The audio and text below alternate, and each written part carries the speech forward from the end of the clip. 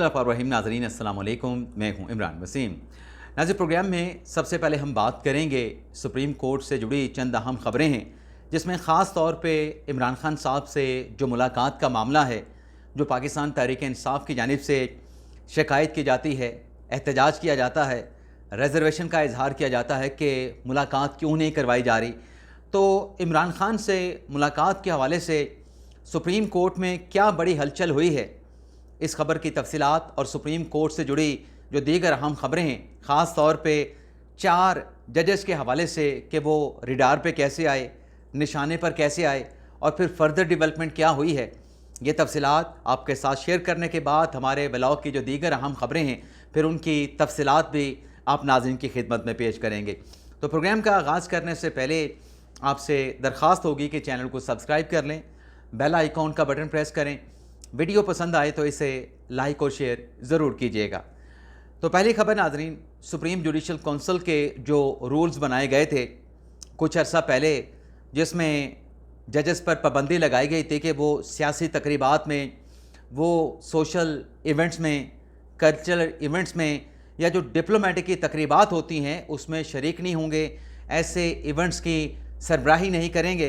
लेकिन अब supreme judicial council की जानिब से ये जो रूल्स बनाए गए थे, इन रूल्स में तरमीम कर दी गई है। जज साहब के लिए, जज साहबान के लिए रिलैक्सेशन दे दी गई है। एक तरमीम तो ये की गई है कि सुप्रीम जुडिशल काउंसिल के रूल में आईनी अदालत का नाम शामिल कर लिया गया है।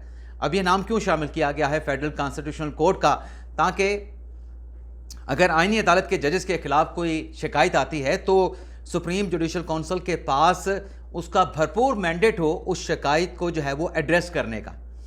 दूसरा, इसमें यह किया गया है कि जो पाबंदियां थी जज साहबान पे कि पॉलिटिकल गैदरिंग में, सफारती तकरीब में, कल्चरल और जो दीगर सोशल तकरीबात होती थी उस पर पाबंदी लगाई गई थी।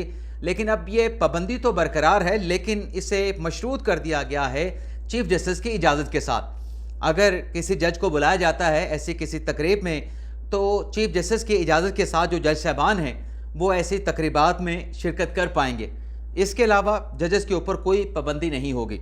इसके साथ साथ नाज़रीन, चीफ जस्टिस याह्या अफरीदी साहब की सरबराही में जुडिशल कमीशन का इजलास भी हुआ था, जिसमें जो नए रूल्स हैं कमीशन के उनकी मंजूरी दी जानी थी।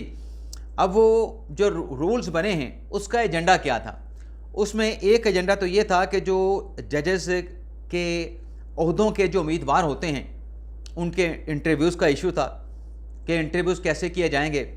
दूसरा था जजेस की परफॉर्मेंस, कि जजेस की परफॉर्मेंस को कैसे एवेल्यूएट करना है, और फिर हाई कोर्ट से जजेस की एफसीसी में या सुप्रीम कोर्ट की जो एलिवेशंस हैं उसके रूल्स, और आइनी बेंचेस के लिए जो जजेस की नॉमिनेशन है उसका तरीका क्या क्या क्या होगा। तो ये रूल्स बनाए गए थे, लेकिन इसकी मंजूरी जुडिशल कमीशन की जानिब से नहीं दी गई, बल्कि फ़ैसला ये हुआ है कि आइंदा हफ्ते यानी पीर से शुरू होने वाला जो हफ्ता है जुडिशल कमीशन का एक और इजलास बुलाया जाएगा, जिसमें जो फॉर्मेशन है जुडिशल कमीशन की मुकम्मल तौर पे, जिसमें हाई कोर्ट के जजेस भी आ जाते हैं, एक बड़ा जुडिशल कमीशन का इजलास बुला के उसमें जो रूल्स बनाए गए हैं, जो मुजवज़ा जो रूल्स हैं उनकी मंजूरी दी जाएगी। अब तीसरी जो खबर है वो है सुप्रीम जुडिशल काउंसिल से मुतल्लिक।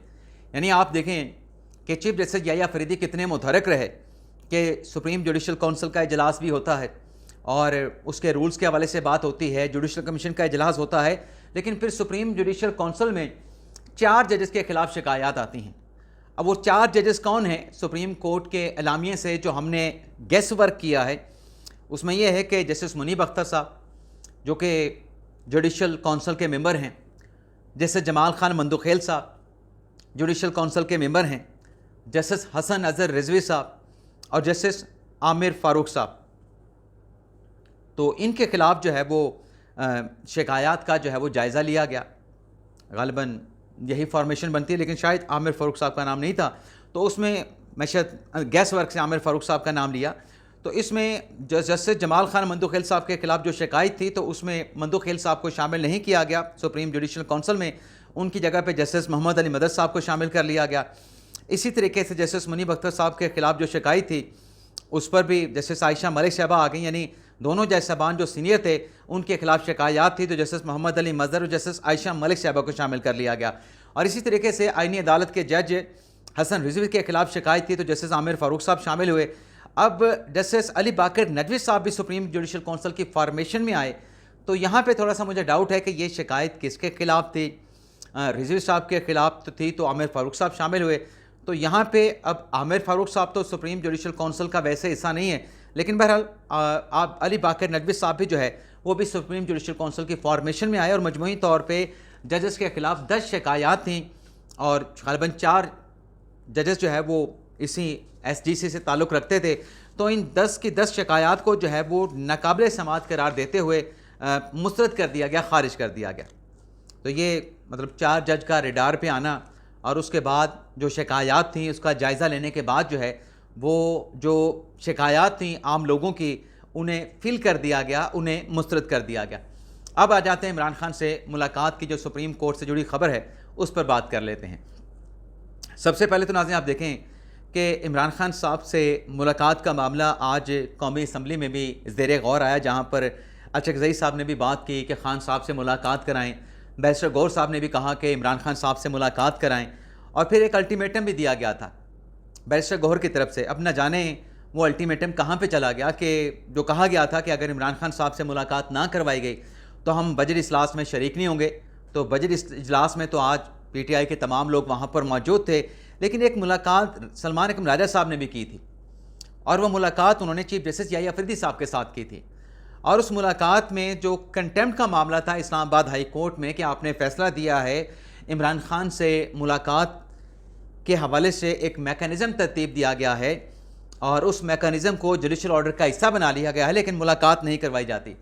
तो वो कंटेम्प्ट की एप्लीकेशन के ऊपर कोई ठोस फैसला ऐसा नहीं आया जिस पर पाकिस्तान तहरीक इंसाफ सेटिस्फाई हो पाए। तो वो मामला फिर सुप्रीम कोर्ट में चैलेंज किया गया और उसमें एक दरख्वास्त जो है वो मिशाल आज़म की है, मिशाल यूसुफजई की, जिसमें साबिक जो अडयाला जेल के सुपरिटेंडेंट हैं जनाब अपने गफूर साहब थे ग़ालिबन, अगर मुझे नाम याद नहीं आ रहा। एक तो उनको फ़रीक बनाया गया है, कंटेम्प्ट का ये मामला है, और दूसरी दरख्वास्त सलमान अकरम राजा साहब की है और इसमें कैप्टन रिटायर्ड खुर्रम आगा को फ़रीक बनाया गया है। अब ये दोनों दरख्वास्तें जो इमरान खान साहब की मुलाकात के मामले से जुड़ी हैं, जिसमें एक दरख्वास्त का नंबर है क्रिमिनल अपील 400/2025, दूसरी का नंबर है क्रिमिनल अपील 17/2026। तो ये जो दरख्वास्त है इसे चीफ जस्टिस याहिया अफरीदी साहब ने इस पर एक्शन लेते हुए, इस पर फैसला लेते हुए 18 जून को इन दोनों दरख्वास्तों को जो है वो समाअत के लिए मुकर्रर कर दिया है। अब इसमें 2 मुकदमात में एक में वकील हैं बैरिस्टर अली ज़फ़र साहब और दूसरे में वकील हैं जनाब सलमान अकरम राजा साहब। 18 जून को ये समाअत होनी है, लेकिन जो बेंच बना है, बेंच को हेड करेंगे जस्टिस मोहम्मद अली मदर साहब और बेंच में शामिल हैं जस्टिस मुसरत हिलाली साहबा और जस्टिस शाहिद बिलाल हसन साहब। तो ये एक बेंच बना है, एक मुतवाज़न बेंच है और एक अच्छा बेंच है। देखते हैं 18 जून को इमरान खान साहब के मुलाकातों के मामले पर जो PTI ने रजू किया है उस पर सुप्रीम कोर्ट में क्या प्रोसीडिंग होती है। पहली समाअत होगी इन कंटेम्प्ट की दरख्वास्तों पर, तो डेफिनेटली अगर अदालत ये समझती है कि इसमें सब्सटेंस मौजूद है तो दूसरी साइड को नोटिस किए जाएंगे। जब दूसरी सरकार की साइड आ जाएगी, अडयाला जेल के हुकाम पेश हो जाएंगे, फिर अदालत की इसकी कोई नई तारीख देगी और फिर इस दरख्वास्त के ऊपर जो है वो फ़ैसला किया जाएगा। लेकिन अलबत्ता जो सोहेल अफरीदी साहब हैं जिन्होंने कल ये कहा था, कुछ दिन पहले ये ऐलान किया था कि अगर खान साहब से मुलाकात नहीं कराई गई और दीवार से लगाया गया तो पार्लियामेंट हाउस के बाहर एहतजाज करेंगे। अब वो एहतजाज तो कल धरना नहीं दे सके पार्लियामेंट हाउस के सामने, लेकिन अब KP हुकूमत ने CM खैबर पख्तूनख्वा सोहेल अफरीदी साहब ने यह फ़ैसला किया है कि जो सूबे का बजट है वो पूरे मालियाती साल का नहीं बल्कि 3 माह का सिर्फ बजट दिया जाएगा। 3 माह का बजट देंगे और इस दौरान वफाकी हुकूमत के ऊपर जो दबाव है वो दबाव जो है बढ़ाया जाएगा।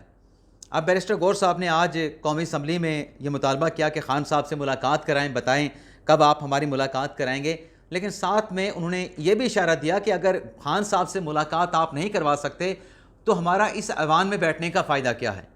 तो ये एक असम्बली से बाहर आने का इशारा भी है, लेकिन मैं ये नहीं समझता कि इस नहज तक पाकिस्तान तहरीक इंसाफ जाएगी। जैसे माजी में वो जब खान साहब के ख़िलाफ़ अदम एतमाद की तहरीक कामयाब हुई तो असम्बली से इम्पोर्टेड हुकूमत कह के बाहर आ गए थे।